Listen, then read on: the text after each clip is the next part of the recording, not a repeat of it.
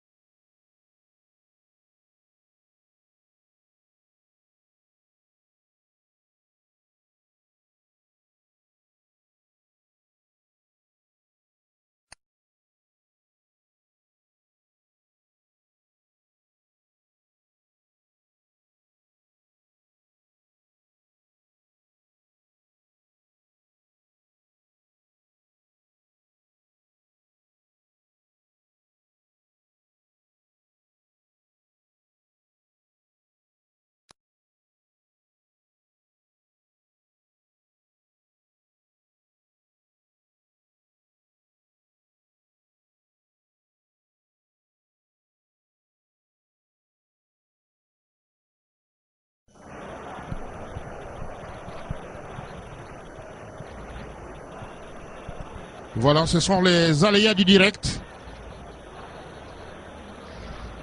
Panne d'électricité dans ce stade de l'Amitié. Et voilà les joueurs gabonais, tout comme les Brésiliens qui poursuivent l'échauffement. Avec l'espoir que tout cela va revenir. Lévi Malinda.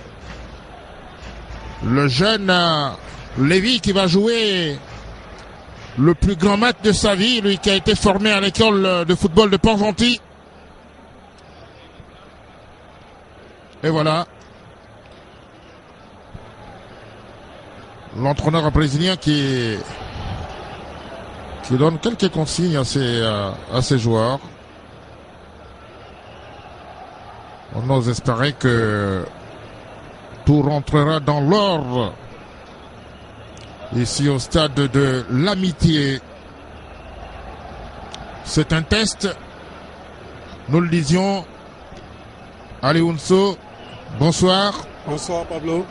Bonsoir Serge Niquez Lambert Anodino. Bonsoir Pablo. Apparemment on sent que l'électricité revient, donc on va essayer de tromper l'attente également de nos téléspectateurs qui nous regardent un peu partout ce soir.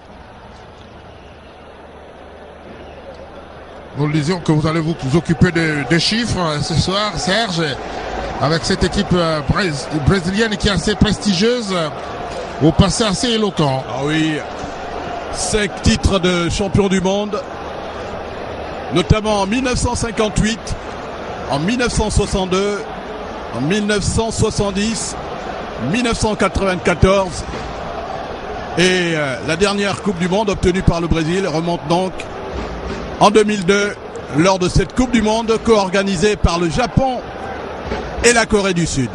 Voilà. Et le Brésil garde notre or, qui comprend que c'est le véritable test pour son équipe, Aliunso. Oui. C'est un test important pour Garnotror ce soir. Un test grandeur nature parce que en 21 mois, il n'a pas eu à jouer un match de gala aussi énorme. Même si c'est un match de gala, je pense que c'est un match dans lequel on aura à juger aujourd'hui ce que vaut réellement cette équipe gabonaise en termes de collectivité, en termes de technicité, en termes de rentabilité, d'engagement, d'implication des joueurs. Je pense que Rohr a un grand coup à jouer. Si son équipe arrive aujourd'hui à s'imposer ou bien à faire match nul et même à tenir la draguée haute à cette équipe brésilienne en ne concédant pas un score lourd, je pense que ce serait une très bonne chose pour Gernot Rohr, mais également pour l'ensemble du public sportif gabonais, parce que la Coupe d'Afrique des Nations se profile à l'horizon. C'est dans 2 mois et demi. Je pense que ça va nous booster le moral et j'ai l'impression que dans cette équipe, il commence peut-être à naître un petit peu un sentiment de solidarité, de collectivité. Quand on les regarde même au banc, c'est vrai qu'un peu crispé, il y en a quand même de petits gestes de solidarité qu'on arrive à percevoir. Voilà, mais écoutez, jouer le Brésil, ce n'est pas souvent donné. C'est une rencontre aussi prestigieuse, non seulement pour les supporters de l'équipe nationale du Gabon qui sont venus ce soir, mais aussi et surtout pour ces joueurs. Ça va reprendre dans quelques instants et vous voyez Carrera, Diego, le gardien des buts de Valence, qui va jouer sa première sélection dans cette équipe brésilienne avec des garçons comme Sousa, Gilles Vanilo. Luizao, le capitaine, Ouais. et David Luiz de Chelsea. En tout cas, ce sont des professionnels, hein, tous. À gauche, ils ont Adriano de Barcelone et à droite, ils ont Fabio de Manchester City. Non, de Manchester United. Voilà. Je pense que ça fait une défense de très grand niveau. Des joueurs de Manchester United, des joueurs de Chelsea, des joueurs de Barcelone. Voilà. C'est du haut niveau. Ça va partir dans quelques instants. Je rappelle que la partie est dirigée par un trio sud-africain dans les conditions de la Coupe d'Afrique. Vous apercevez Victor Pourouani. C'est parti avec l'équipe brésilienne, la Seleção. Et l'entraîneur disait que ce serait un match assez offensif. Alors on le sait. C'est l'une des grandes qualités de cette équipe brésilienne avec Silva.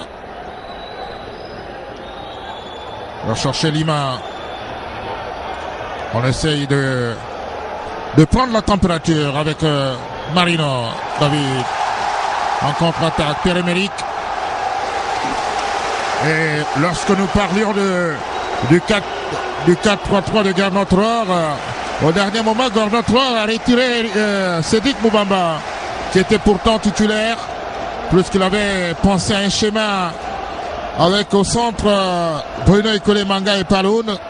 Je vous apprends que les joueurs ont pris également leurs responsabilités ce matin pour attirer l'attention de l'entraîneur sur le risque qu'il prenait de mettre dans l'axe un Paloun qui n'était pas disposé à jouer à ce poste avec Ikolemanga. Et donc il a tout simplement sacrifié Moubamba pour permettre effectivement à Ebanega, le défenseur central de l'Union Sportive de Bitam, de rentrer. C'est parti pour Paloun. Récupération gabonaise. Moussono, Charlie, contraire. Et une pelouse qui mettra en difficulté les 22 acteurs. Attention, il y a faute de Bruno Ikolemanga sur Lima Anderson. Il n'avait pas le choix, il est venu en couverture. Sur cette action, on voit la vélocité de l'attaquant du milieu de terrain offensif du Brésil, César, qui à mon avis, c'est ce genre d'action qu'il faudra éviter. Laisser de l'espace à ces joueurs qui peuvent faire très très mal par le registre de vitesse et de technicité. Voilà. Le coup franc excentré. C'est parti. La tête défensive d'abonner la frappe à côté. C'était au petit filet. Ah, le signal d'Oliveira. Un coup franc très bien tiré. Un dégagement de la tête du défenseur qui, à mon avis, n'est pas bien approprié. Parce qu'on ne relance pas un ballon dans l'axe. Il faudra le mettre sur les côtés totalement. Et la frappe qui s'en est suivie, malheureusement, n'a pas trouvé le cadre. Il faudra éviter donc ces balles arrêtées autour de la surface. Voilà donc une équipe brésilienne qui essaye de mettre le rythme d'entrée. qui donne un peu la couleur à ce match. Oui, une équipe brésilienne qui tient à son invincibilité également, car pour la petite histoire, sachez que le Brésil en 50 ans n'a été battu que par une seule équipe africaine, c'était le Cameroun. C'était en juin, le 19 juin plus exactement, le 19 juin 2003 à Saint-Denis, lors de la Coupe des Confédérations. Et c'est un ballon qui sort en touche pour Moussono, en gros plan, l'entraîneur brésilien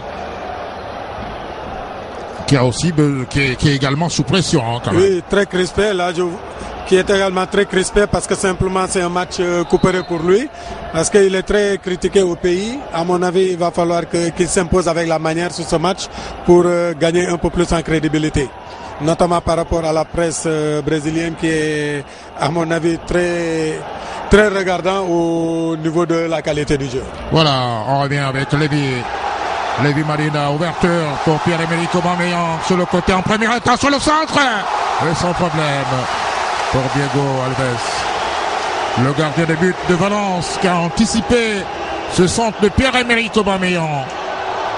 Attention, la récupération de Mondonga, Biogo Poco qui a replié, et c'est un ballon qui sort, et la pelouse fait défaut ce soir, c'est sûr. Ouais, Rodri Mondonga n'a pas fait le poids sur l'achat de Hulk. C'est une différence de gabarit énorme entre les deux. Ah ouais, c'est sûr.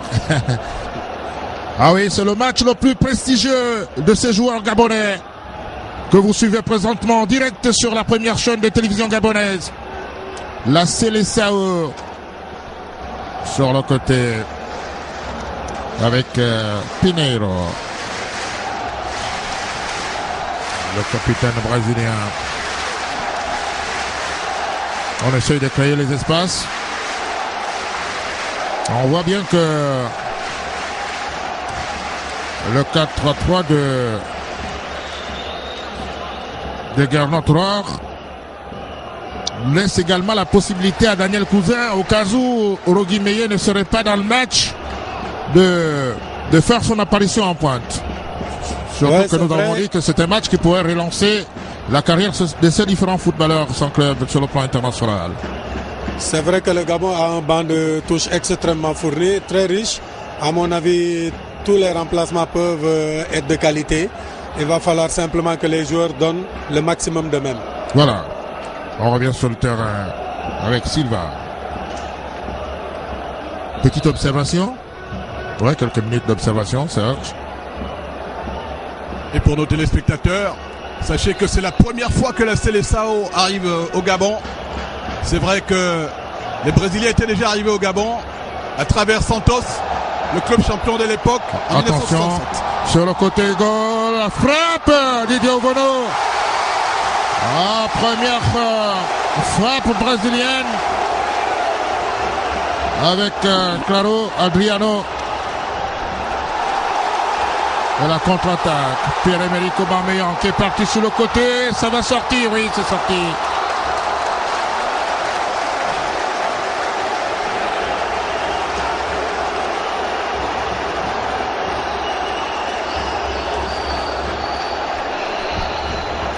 Ouais, on voit un bon débordement de Pierre-Emerick Aubameyang.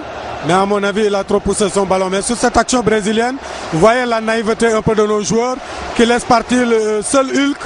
Heureusement que Obono est très présent et très vigilant. Mais à mon avis, il va falloir éviter ce genre d'action parce que une fois c'est pas passé, mais la deuxième fois ça risque de te faire très mal. Il faudra que Rodri Mondonga soit très vigilant sur son côté. Ça fait la deuxième action en 6 minutes qu'on joue déjà sur le côté droit de la défense gabonaise. Il va falloir qu'on reste très vigilant. Voilà. Surtout quand on a en face un Adriano Claro, le latéral gauche, qui est parfois milieu gauche au Barça également. Oui, latéral gauche de Barcelone, mais il faut